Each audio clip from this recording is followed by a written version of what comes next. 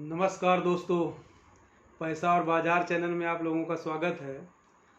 आज हम आम आदमी या हम लोग सभी लोग पैसे के प्रति कैसा व्यवहार रखते हैं। यदि पैसा अलग अलग माध्यमों से आपके पास आए तो हम उस पैसे के प्रति कैसे सोचते हैं और किस तरीके से व्यवहार करते हैं, आज उसके बारे में थोड़ी बात करेंगे। इसको मेंटल अकाउंटिंग कहा जाता है। उदाहरण के रूप में, यदि आप एक महीने मेहनत करते हैं, नौकरी करते हैं और नौकरी से जो आपको सैलरी मिलती है, उस सैलरी को आप काफ़ी इज्जत देते हैं। उस पैसे पे आप ज़्यादा फोकस करते हैं, बड़ा ध्यान देते हैं, इमोशंस उसमें लगे रहते हैं कि हमने बड़ी मेहनत से कमाया है।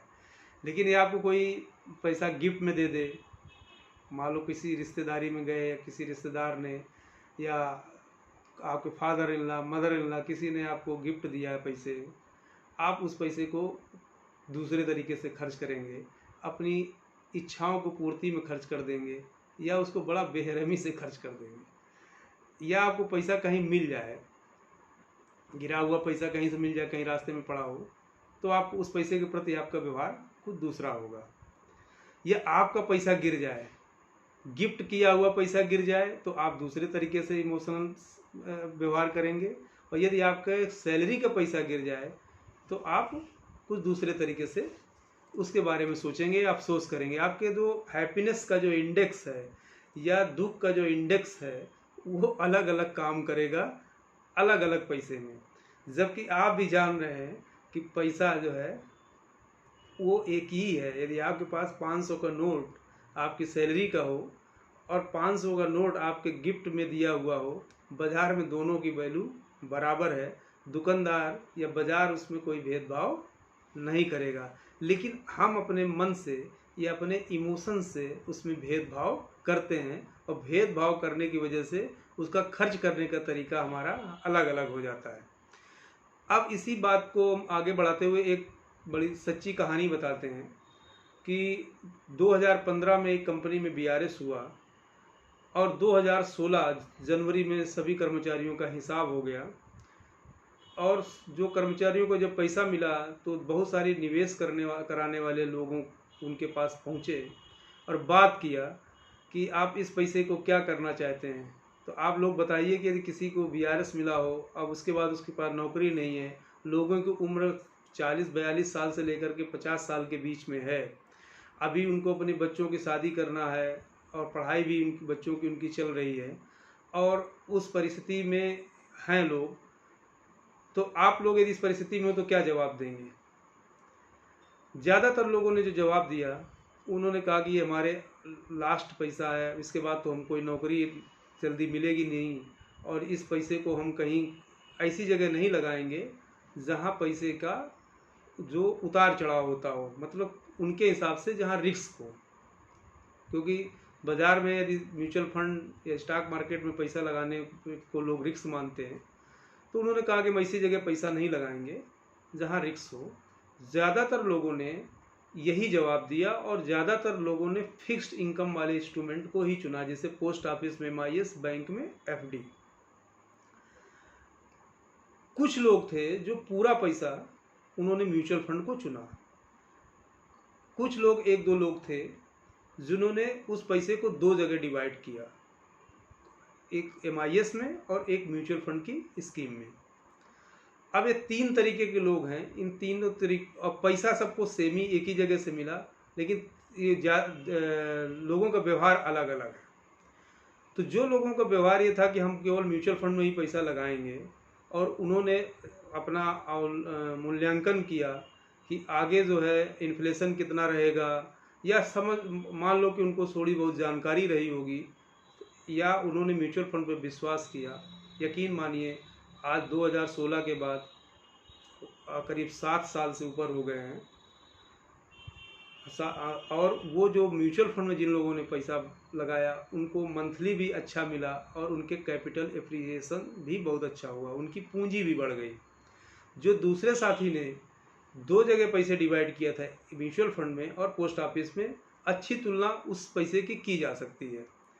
तो जब उन्होंने 9 लाख रुपए MIS में लगाया पोस्ट ऑफिस में, तो उनको 6300 रुपया मिलता था महीने, और उसी समय उन्होंने 10 लाख रुपए एक म्यूचुअल फंड की स्कीम में लगाया, उससे SWP लिया 7,500 रुपये, 9%, मतलब पोस्ट ऑफिस से ज़्यादा लिया उन्होंने।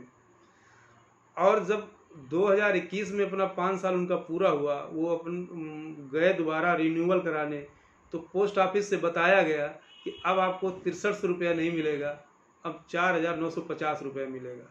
इधर 5 सालों में महंगाई बढ़ गई, उधर उनकी इनकम उस पैसे की घट गई। लेकिन म्यूचुअल फंड को लगातार 7,500 रुपया दे रहा है, अभी भी उनका वो निवेश है और चल रहा है। उन्होंने फिर उसी पैसे को 9 लाख रुपए को दोबारा वहीं पोस्ट ऑफिस में कर दिया और 4,950 रुपये उससे मिला, कोई पैसा भी नहीं बढ़ा। अब जब उन्होंने स्टेटमेंट निकाल कर म्यूचुअल फंड का देखा तो म्यूचुअल फंड में 10 लाख की वैल्यू 14,10,000 हो गई। इधर उन्होंने ज़्यादा लिया भी और कैपिटल भी उनका बढ़ गया। इसी तरीके जिन लोगों ने पूरा पैसा म्यूचुअल फंड की स्कीम में लगाया था, उनका कैपिटल भी बढ़ गया और आज रेगुलर इनकम भी सभी इंस्ट्रूमेंट से ज़्यादा वो ले रहे हैं। यदि उनको 10-20-50 हज़ार रुपये की एक्स्ट्रा ज़रूरत पड़ जाती है तो उससे वो विड्रॉल भी कर लेते हैं।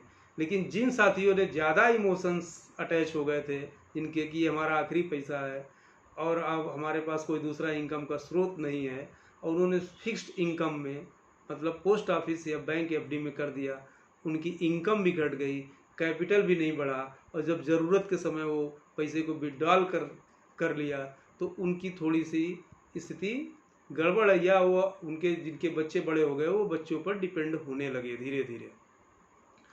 तो समझाने का मतलब है कि हम जब पैसा बहुत मेहनत से कमाते हैं, लेकिन पैसे से मेहनत नहीं कराते हैं। हम काफ़ी लोगों को जानते हैं कि वो जो सैलरी का पैसा मिलता है उनके सेविंग अकाउंट में पड़ा रहता है, और सेविंग अकाउंट में काफ़ी दिन तक पड़ा तो काफ़ी मात्रा में पैसा पड़ा रहता है। अब ये समझ लो कि जब वो ITR फिल किया जाता है तो वो ITR में सेविंग अकाउंट का ब्याज ही 70,000, 1 लाख से ऊपर हो जाता है। तो आप अनुमान लगा सकते हैं कि 2.5-3% के इंटरेस्ट पे इतना 2.5-3% के इंटरेस्ट पे इतना इंटरेस्ट हो जा रहा है, तो कैपिटल कितना होगा। जबकि बैंक में आजकल बहुत सारी सुविधाएं हैं कि आप लिंक FD कर दीजिए तुरंत। आपको यदि पोस्ट ऑफिस बैंक में ही रहना है तो भी वहाँ पर जो आपको 7%, 8% के जो इंस्ट्रूमेंट है, 6% के इंस्ट्रूमेंट है, वहाँ पर पैसा लगा दीजिए। लेकिन वो सेविंग अकाउंट पे पैसा रखे रहते हैं। लेकिन खुद सवेरे 8 बजे से लेकर 9 बजे से ऑफिस के निकल जाते हैं, शाम को काफ़ी देर रात तक ऑफिस से लौटते हैं, रास्ते में बहुत सारी कठिनाइयों का सामना करके पैसा कमाते हैं, लेकिन पैसे को बड़ा आराम से रख देते हैं, फिर उस पर ध्यान नहीं देते हैं। जबकि पैसे को दौड़ाते रहना चाहिए, हमारा मानना है। उसको शांति से पैसे को मत बैठने दो, क्योंकि वो उसके चक्कर में आप बहुत शांति से नहीं बैठ पा रहे हो। आप भागे भागे घूम रहे हो, आप ऑफिस के लिए भाग रहे हो, बॉस की डांट खा रहे हो, कहीं इधर नोटिस आ रही है उसका जवाब दे रहे हो, कोई ये रजिस्टर मेंटेन कर रहे हो, इसकी सुन रहे हो, फिर 2-2 घंटे फ़ोन में बात कर रहे हो। कि ये सारी चीज़ें इतनी जद्दोजहद करते हैं, लेकिन अपने अकाउंट पे ध्यान नहीं देते कि अकाउंट में कितना पैसा ज़रूरी है। उससे ज़्यादा जितना पैसा हो, एक लिमिट से ऊपर पैसा, उसको जो भी आपको अच्छा लगे, आपको बैंक अच्छी लगे, पोस्ट ऑफिस अच्छी लगे, गोल्ड अच्छा लगे, म्यूचुअल फंड अच्छा लगे, जो भी इंस्ट्रूमेंट आपको लगे आपकी समझ के हिसाब से, उसमें आप उसको निवेशित करिए। मतलब पैसे को शांति से बैठने मत दीजिए, पैसे को दौड़ाते रहिए। यदि पैसा आपका दौड़ेगा तो निश्चित मान लीजिए आपकी धीरे धीरे दौड़ कम हो जाएगी, आप फाइनेंशियली इंडिपेंडेंट हो जाएंगे। बहुत सारे लोगों को हम जानते हैं वो इसी तरीके की हरकत करते हैं, और वो हरकत शब्द थोड़ा सा आपको अटपटा सा लगेगा, मतलब इसी तरीके का व्यवहार करते हैं तो, और अपने पैसे पे ध्यान नहीं देते हैं, और इसकी वजह से उनको काफ़ी कठिनाइयों का सामना करना पड़ता है। तो हम पैसे की जो मेंटल अकाउंटिंग है उस पर ध्यान दें, बहुत ज़्यादा इमोशनली ना अटैच रहें। पैसा यदि आपने मेहनत से कमाया है तो पैसे से मेहनत कराना ज़रूर सीखें। और सारी बातें करेंगे तो वीडियो काफ़ी लंबा हो जाएगा। आप लोग वीडियो लंबा देखना पसंद नहीं करते हैं, तो हमारे चैनल में यदि आप लोग पहली बार आए हैं तो इसको लाइक करें, सब्सक्राइब करें, और कमेंट बॉक्स में लिखें कि आपको ये विचार कैसे लगे। और आज के बाद से आप लोग भी अपने पैसे के प्रति जो आपका व्यवहार है वो उस पर गौर करें और अपने पैसे को काम पे लगाए रखें। धन्यवाद दोस्तों।